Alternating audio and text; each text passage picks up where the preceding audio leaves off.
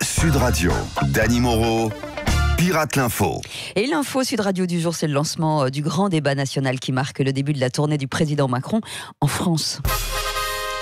Tu l'as dit, Ouistiti. Mais non. C'est le Cirque Macron, un spectacle divertissant pour petits et grands. Aujourd'hui, dans votre ville, du Grand Boulgour, de Grand Bougnoul, non plus la Bourboule, Non. suite de crotte de cornugidouille. Non, Bourg-de-Gould, monsieur Macron. Mais pourquoi avoir choisi la Normandie d'ailleurs pour ce premier déplacement ? Mais c'est évident, voyons Cécile, quoi de mieux que la Normandie pour rappeler aux Français qu'il reste des vaches à lait et que je peux traire entre deux questions. D'ailleurs, il n'y aura pas de questions interdites, sauf sur l'ISF de Benalla, l'âge de Brigitte et inversement. Justement, voici la première question de la femme à barbe, Chantal Latsou, représentante des Gilets jaunes. Oui, bonjour, c'est là-dessous. Mais non, représentant des pages jaunes à ce propos. d'accord. Ah, oui. Je voulais demander à Macron si on pouvait venir débattre à coup d'annuaire téléphonique. Hein. J'avais dit pas de questions de bourrin, question suivante. Alors c'est un dresseur d'éléphants normand qui voulait vous poser une question. Oui, bonjour, c'est moi, François de Tulle, mais né à Rouen, je le précise. Je suis dresseur d'éléphants à la retraite et je voulais savoir si ça va durer encore longtemps tout ce barnum des gilets jaunes là. Parce que moi, j'attends au rond-point pour regagner l'Elysée. Dégage de la Dumbo et continue à tourner en rond. Et on conclut avec la question de Dominique qui est culbuto contorsionniste. Oui, bonjour, c'est DSQ. Ouais. Écoutez, je viens pour faire de l'échangisme dans les débats. Ah. Les débats. Ouais. Voici ma question au clown Macron. Peut-on échanger en toute liberté ou vaut-il mieux passer de la pommade avant de se faire mettre en profondeur?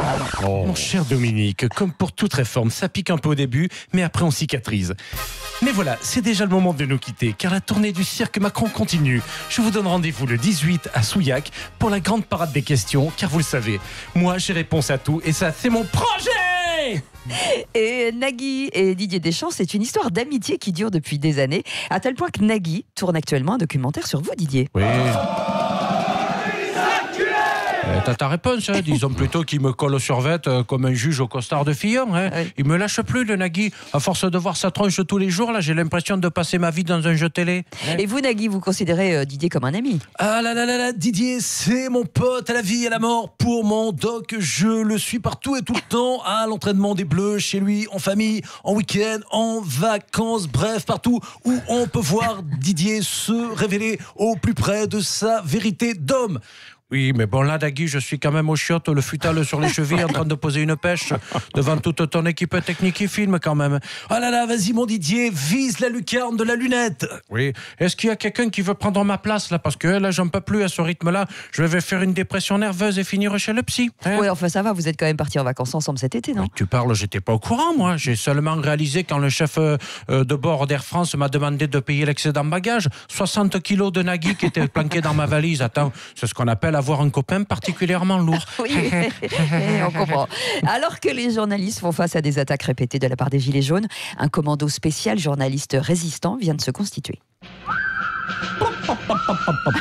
Sergent-chef Jean-Michel Apathy. Messieurs, vous avez été recruté pour intégrer le prestigieux CDJ QSFPD, le commando des journalistes qui se font pas dessus. Et comme pas peur d'une bande de gilets jaunes qui veulent salir notre réputation en se savonnant l'arrêt avec notre sacro-sainte carte presse. Soldat Fogiel au rapport. Chef, oui chef. Qu'est-ce que tu fais si un gilet jaune te prend parti dans la rue en te comparant à une balayette à chiottes? Je l'allonge direct sur mon divan et je lui pose des questions de psychanalyse de comptoir jusqu'à ce qu'il se mette à chialer, chef. Foutaise, Trophion Fogiel. Qu'est-ce que tu fais s'il sort son smartphone pour te faire une interview sauvage qu'il postera sur sa page Facebook pour te faire passer pour un con? Je sors l'artillerie lourde, chef. Je l'interroge sur son enfance, comme la fois où Dave m'a avoué que Vanina, c'est en fait le nom de son hamster qu'il avait laissé tomber dans les toilettes quand il avait 6 ans. Soldat de la housse, qu'est-ce qui t'arrive? T'es pas dans ton assiette? Adjudant-chef Gerbert, en tant que journaliste chouchou de Delphine Gnognotte, je suis en planqué. Donc moi, hors de question de sortir pour côtoyer un gilet jaune et choper une jaunisse, voire une chaude pisse, car le jaune, ce n'est pas assorti à mes costards. Attendez, poussez-vous. Mais qu'est-ce que vous faites là au milieu du commando spécial Roselyne Bachot? Oui, bah quoi, je suis solidaire de mes petits camarades de LCI, moi. Ah bon, d'accord. J'ai beau être carte vermeille, je soutiens les cartes de presse. Alors, dans les manifs, les journalistes peuvent compter sur Tata Roselyne. Comment ça, compter sur vous? Face aux lacrymos, Ouais. aux casseurs et aux CRS tout excités, si tu balances la Roselyne dans le tas, dès que j'ouvre la bouche pour parler, je suis une véritable grenade dégoupillée. Ah, moi. d'accord. Je vois le genre.